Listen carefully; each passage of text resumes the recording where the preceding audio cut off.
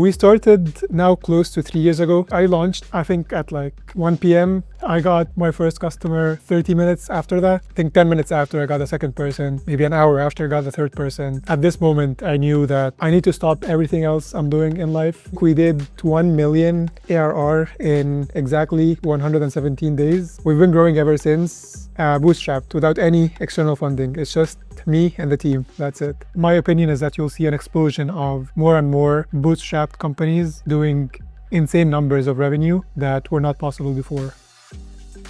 Hi, my name is Yasser. I'm the founder of Chatbase. Chatbase is a platform for doing customer-facing AI agents, specifically for customer support and sales. So we're building an AI agent that is a brand ambassador and gives that conversational experience to every customer. We just bootstrapped Chatbase to $10 million in ARR. And now I'm going to share the exact playbook that got us here.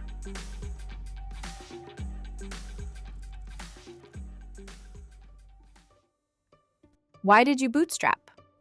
I think there's many advantages and disadvantages of bootstrapping. The biggest advantage is that you have control. So you only listen to your customers and the team, and that's it. And I think this gives you a lot of freedom in building exactly what you want to build. And I think the other reason is the definition of success changes as soon as you raise. When you're bootstrapping, like a successful outcome is like 50 million ARR or 100 million ARR or even 200, which I think is very possible for us. But I think raising changes that equation a lot. What I would consider a success might be even harder now to achieve as soon as you sign a term sheet. Getting a successful outcome for me, for the team, and for the customer, I think is a lot more likely in this path. And I think a lot of companies and founders are seeing that. Now you see a lot of bootstrap founders, especially now with all the AI tools that you have now, which help you with coding, help you with customer support, help you with marketing. You don't need as big of a team as you used to. So I think this era is the era of the smaller companies, maybe like 10 to 50 people with a lot higher revenue per employee. And when you have that equation, bootstrapping becomes a lot more feasible. I think it's also more fun to have control. So this is why I decided to keep the company bootstrapped. What's the common mistake bootstrap founders make? When you operate as a bootstrap company, you're more focusing on profitability. You're more focusing on everything you do is ROI positive. You're making sure you have like money in the bank. You're making sure to, be as efficient as possible. The most common mistake bootstrap founders make is having a mindset of a bootstrap founder. That means being extremely, cost efficient with everything, always trying to make sure you're ROI positive, being risk averse. But if you're like me and you want to build something huge and you want to have as much impact, hire people, see revenue go up, see number of customers go up, then the biggest mistake is not being aggressive enough. It makes sense to have that mindset early on, but I think you should very quickly stop having that. As soon as you have some revenue you can rely on, you have to take risks. You have to do experiments that might not be ROI positive. You have to hire people that you think are expensive because they're good. You shouldn't delay that. This is honestly the biggest thing is having a mindset of a bootstrapped company. And this is what we stopped doing. And we've seen a lot of revenue growth since we started acting that way. What if your CRM kept up with the conversations that matter for you? Meet AEO, the AI CRM for modern businesses. Connect your email, calls, and product data, and AEO instantly builds your CRM with complete context. Then, ask AEO anything. Spot a deal at risk, draft outreach, uncover new prospects, spend less time in your CRM, and more time building relationships. Whether you're running product-led growth or enterprise sales, AEO adapts to how your team sells and grows. And if you're building with AI agents, plug any MCP client straight into your CRM so your agents always have the context they need to act. 9,000 companies build with AEO, including Granola, Modal, and Whisperflow. Try AEO free at aeo.com/eo.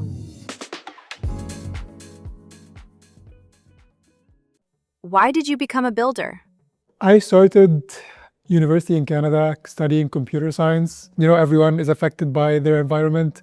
The environment around me, everyone basically had the same goal. Actually, like in most of universities in Canada, especially in computer science and engineering. And that's getting, a FANG internship in California. It's called Cali or Bust. I just started optimizing my work or the effort I'm putting towards getting that FANG internship.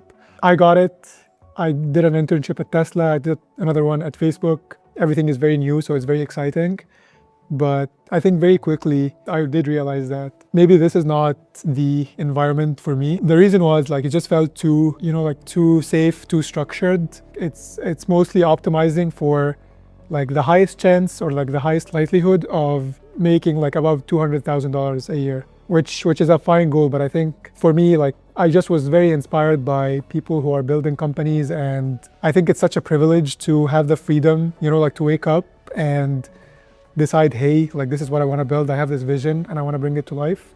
So while I was doing these internships, I very soon realized that maybe this is not it. And I just saw, if I continue in this path, what will my life look like in 5 years, 10 years? And honestly, it looks exactly the same. The E3 engineer versus the E6 engineer, that person has, a higher salary.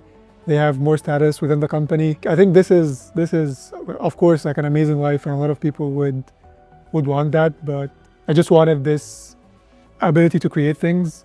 When I thought of that, I just looked at what people are doing out there, and I saw this community of indie hackers, especially on Twitter. So people like Peter Levels or Mark Lu, they have an idea and they sit down and build it, and then they share it with the world. This gives them a lot of purpose and a lot of meaning. You imagine you have an idea, you just bring it into existence, and then you also have people validate that by giving you money because this thing that you built is providing them value.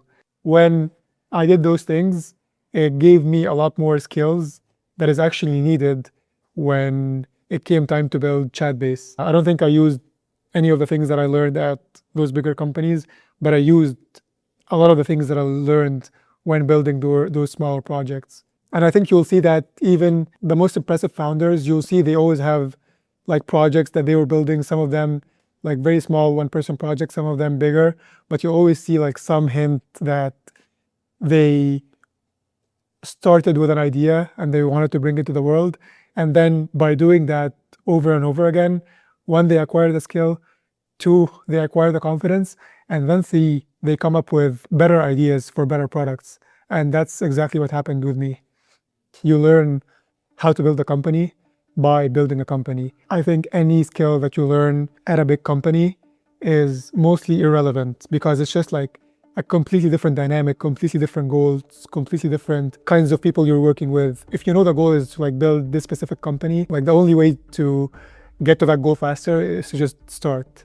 In building a company, especially early on, especially when you're solo, the outcome is 100% correlated by the input you put in. You control all the inputs, and all the output is a result of all of those inputs that you had control over. I think it's very apparent when you're doing sports, especially individual sports, because you're responsible for your training, your equipment, your coaching, your nutrition, everything.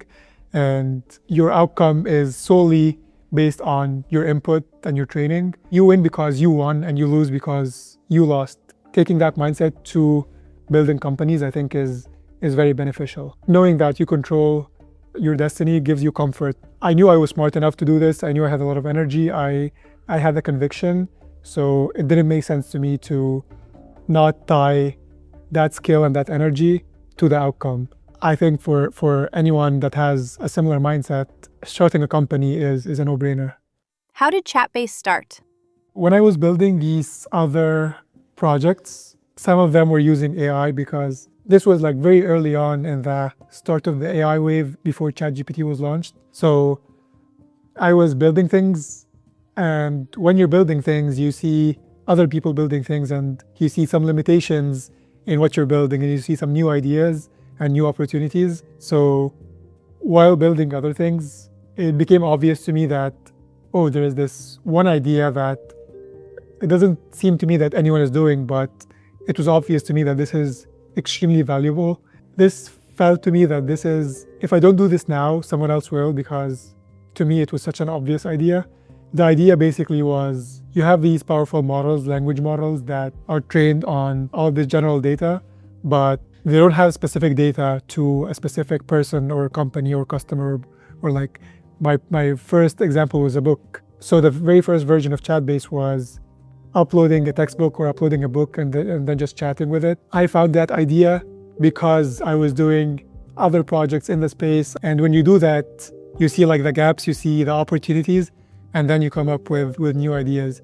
So I stopped going to class. This was in 2022, so before even ChatGPT was launched, not mainstream like it is now. And maybe in some circles they're talking about AI, but of course not anywhere close to the same extent as it is now. It was just like, hey, we have this model called GPT-3 and people are doing some interesting things with it. There's a few maybe companies that are using it. So back then, I think a lot of people had like saw the models, saw what they are now, and thought of ideas of companies or products they can build on top of those AIs, but based on the current capability. Now everyone knows, like if you're building an AI, you're building for the next model and the next model so that every time the model improves, your product improves. But I think that mindset was not what everyone was thinking back then. When I saw this model, like it has, of course, it was not very powerful. A lot of use cases were not very good, but you can like hack it just enough to make it usable, at least to do a demo, at least to make it like useful for some customers in some use cases. To me, it was obvious that these models will improve. I didn't know how, I didn't know when, but if this model improves and I build the harness around it that makes it able to do like these cool new things, then I'm winning and then my customers are also winning. I launched 1 p.m. I got my first customer 30 minutes after that in just, like a pricing page on the website. I put out a tweet, I put a link, and then I saw my first Stripe notification. I think that's such a special moment. You built something from scratch and someone was willing to bet that this is valuable to them, that they take out their card and spend money on it. I think 10 minutes after I got the second person, maybe an hour after I got the third person. At this moment, I knew that I need to stop everything else I'm doing in life because it was very obvious to me that this is a special moment. This is a special opportunity. A lot of people don't have this opportunity, and I just need to make sure that I take advantage of being in such a good position. So I stopped, going to class. I stopped hanging out with friends. My main focus was building. I think that was the right move. How did you hit $1 million in ARR? I didn't spend any money on marketing in the first 3 months because I didn't have money to spend on marketing. Like all the money that I had saved up, like personally, even from like working and on the internships, was mainly used to serve the models. And then once I had enough revenue to cover the cost of the models, then it started to become profitable, and it became profitable ever since. But to start, like there was no marketing. It was just building in public, launching in subreddits, launching on Twitter, launching on LinkedIn, talking about the product every day, 100% organic. It's good that I was forced to do it early on and not rely on, like paid marketing or, paid ads, because this like paid ads and paid marketing in general is very useful. But when you have the skill of organic marketing, one, you can build a brand around your company and about you as a person.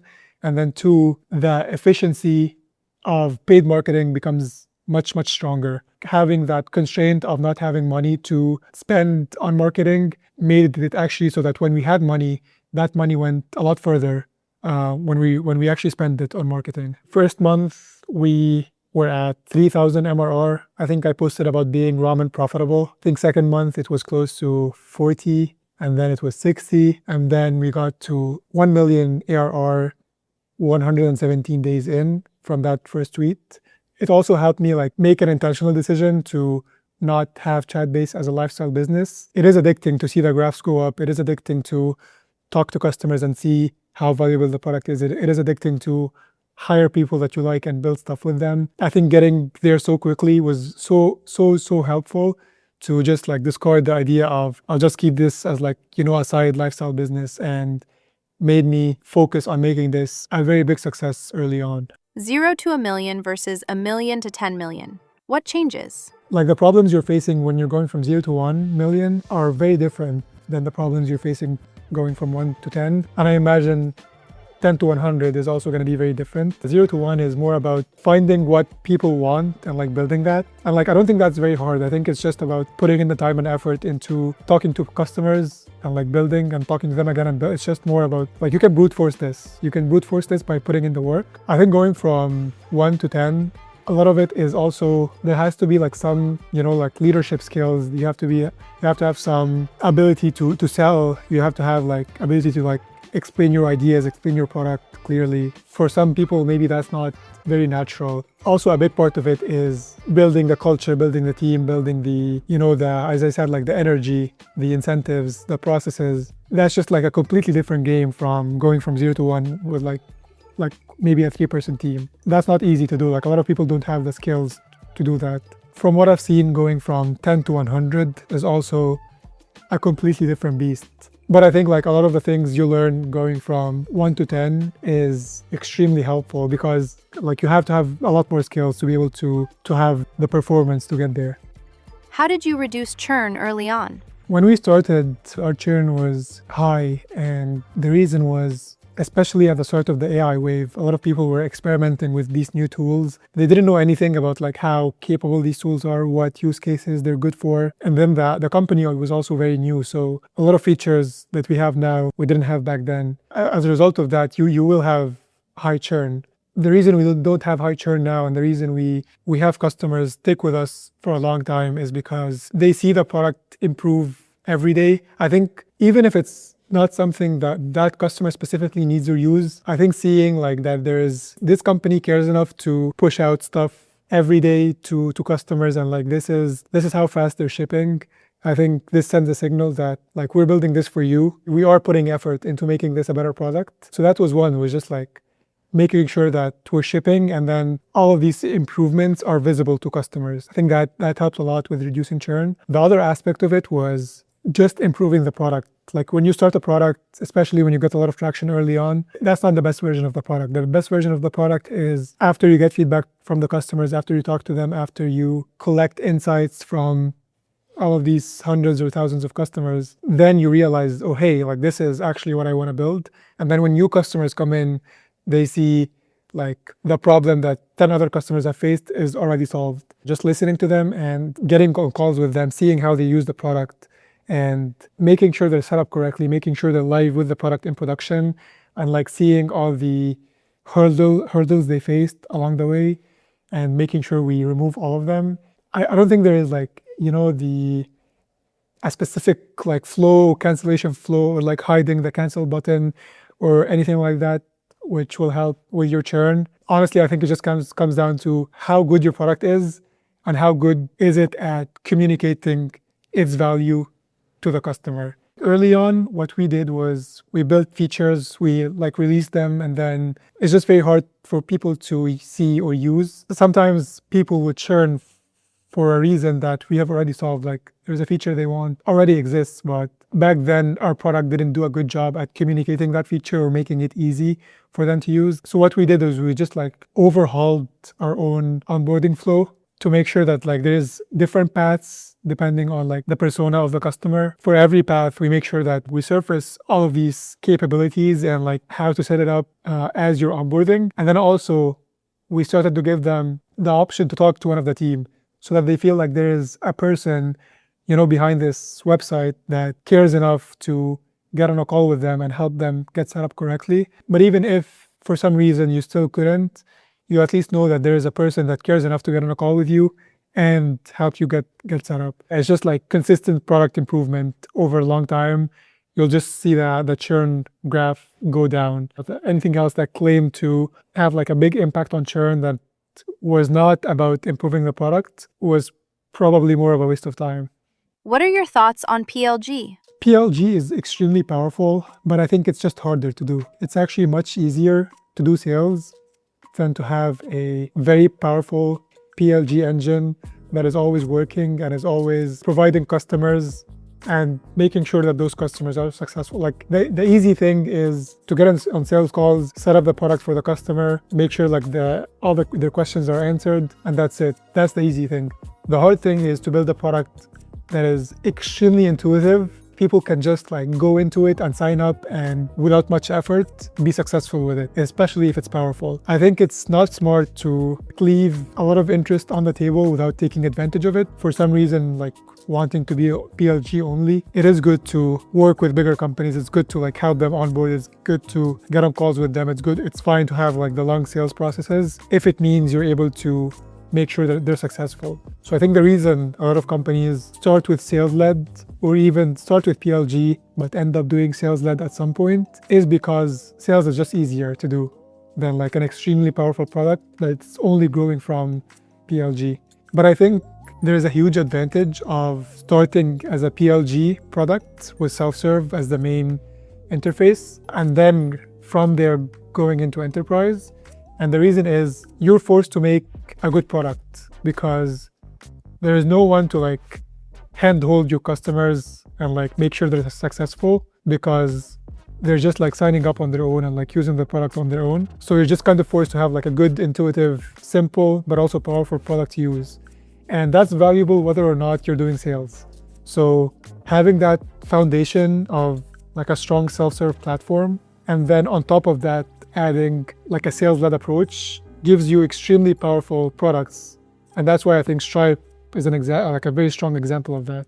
What's your SEO and AEO strategy? AEO, a big part of it is just having strong SEO. Most of these models, they get their information by just doing a web search. And if you're able to rank for humans well, you'll be able to rank also for the AIs because the way it works is very similar. Like the page rank algorithm is very similar. The basic SEO strategies still work. Just do the SEO stuff, like writing the blog posts, internal linking, external linking, making sure it's actually a good quality that people want to reference when they're talking about something in the same space. And I think also like organic content helps a lot with SEO because when you have a strong brand, people want to reference it in like when they're doing their own content. And that's such a big part of SEO. A big part of also AEO is just doing the basics here, but also like review websites or things like, Reddit or user-generated content or even like YouTube and TikTok. Those are also very important because everything is getting indexed by when the model is trained and then also when the model is searching in runtime. You just need to make sure that you exist everywhere and you're delivering the same message everywhere. You just need to have a message that is very clear to you and your team. What's the value you're delivering, who the target customer is, and like what's your unique selling points. This is what we want people to think about us, and then just like spray that everywhere as much as possible in all the surface area you can. But also like when you find something is working, like one maybe specific channel is working, doing more of that makes a lot of sense. Now it's just one person on our team is most like just focused on SEO and AEO. How does warm outbound work? Warm outbound is this idea that because we started as a PLG first company, because we're doing all of this content, because we have all of this traffic on our website, we didn't start as sales-led. We didn't grow by, cold calling customers and like convincing them to use us. We already have this massive amount of traffic and massive amount of following on organic channels. To boost it like a lot more, you add warm outbound. And basically what that means is you take a look at all the visitors that never sign up, visitors that do sign up, people who sign up, try the product, but don't end up subscribing, people who subscribe, but maybe like they stop using the product after a while. All of these are like the highest intent people like in the world that you currently have. You're not making sure that the product is delivering the most value to them, and you're not monetizing them the way that you can. Warm outbound is just making sure that all the effort you put into like getting all of this traffic, like doing the SEO, doing the content, is actually like pushing people in like that last mile, making sure that they're successful. Like after they sign up, like you send them an email and say, hey, like we're here for you. You send them like a LinkedIn connection request, say, hey, like let me know if you have any problem with the setup. Most of the time they're happy with that call because they see your content and like they feel like they know the brand and they have trust in the brand. So that's what makes it warm, and that's what makes it a lot more successful, because cold is more about like numbers, like you're spraying and praying that like hopefully like out of the 100,000 emails, like I'll get 2 replies. But this is more intentional, like targeted outbound to a specific type of customer that already is invested in your company. For us, like it's 80% warm. So a lot of it is like very personalized. A lot of it is like WhatsApp groups. A lot of it is like making friends with the customers.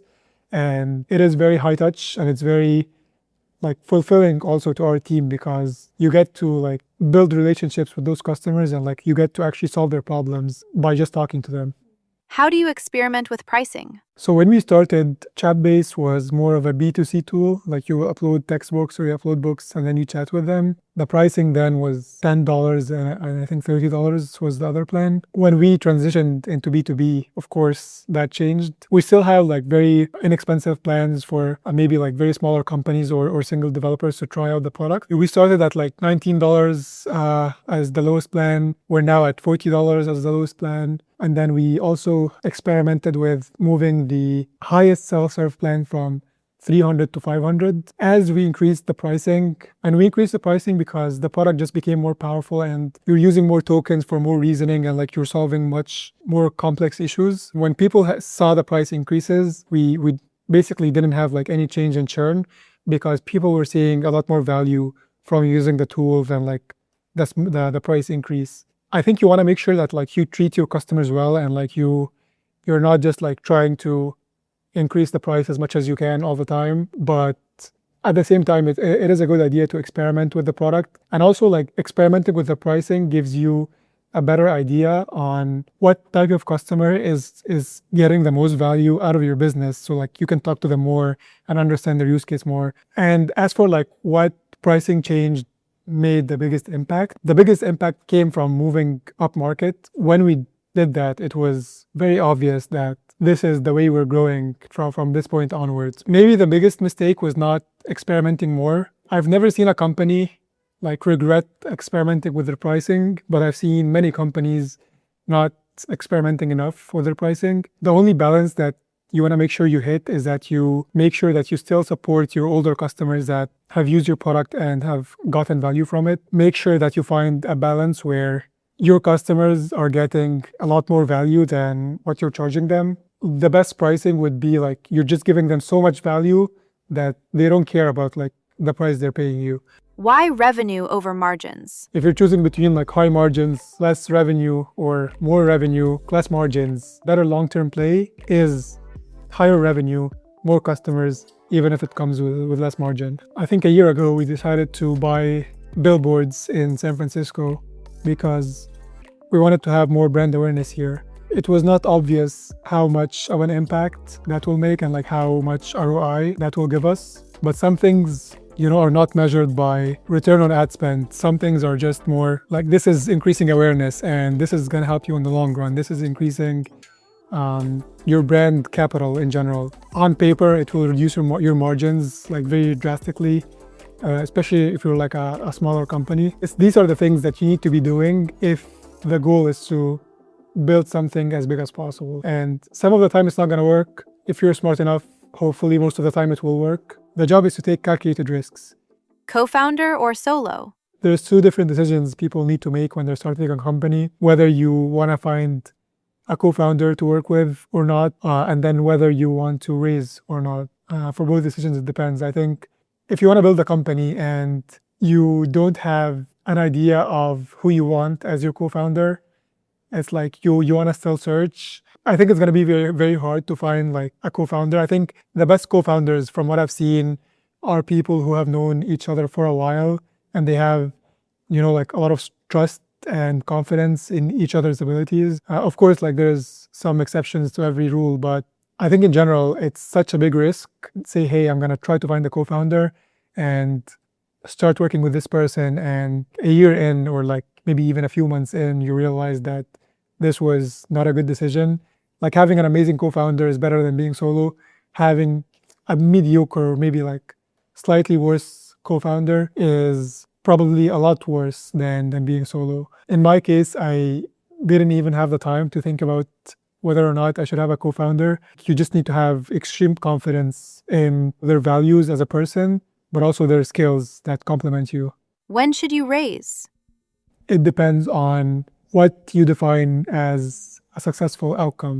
If your idea of a successful outcome is, let's say, like you exit and you get like 10 or like even 50 million, I would argue that you have a higher chance of getting there if you bootstrap. If that's nothing to you and like your definition of success is a 500 million to like billions of dollars when you exit, then you need to raise, because it's very hard to get to that outcome if you bootstrap. But I think it doesn't make sense if what you would define as success is like maybe 10, 30, 50 million outcome, but then you go and raise. I think it just makes it harder to achieve that, because when you raise, there's like a lot of variance, because you're trying to like 100x this investment, and you need to like hire as fast as you can. You need to spend this money as fast as you can if it makes sense. In most cases, you either like have an amazing outcome, or like you're stuck in a place where it doesn't really make sense to sell the company for 100 million, because after like the preference tag, after the all the terms of the dilution, you're not going to get that outcome. And I would say getting to $100 million outcome bootstrapped might be even easier than getting to billions of dollars after you raise. What's your decision-making framework? A framework for how you make decisions in life. Things change, right? Like, especially if you're building a company in a fast-moving industry, a lot of competitors, a lot of like new models released, a lot of market dynamics change. These inputs are all factors into how you make a decision.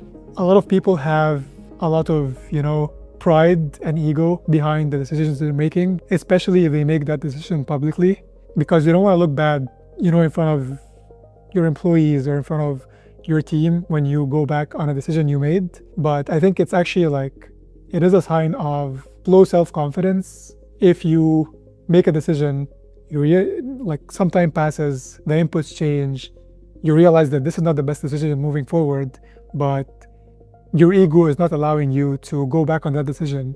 And I think that's a recipe for a company to fail. And I think this is the case for founders, but it's also the case for everyone on the team.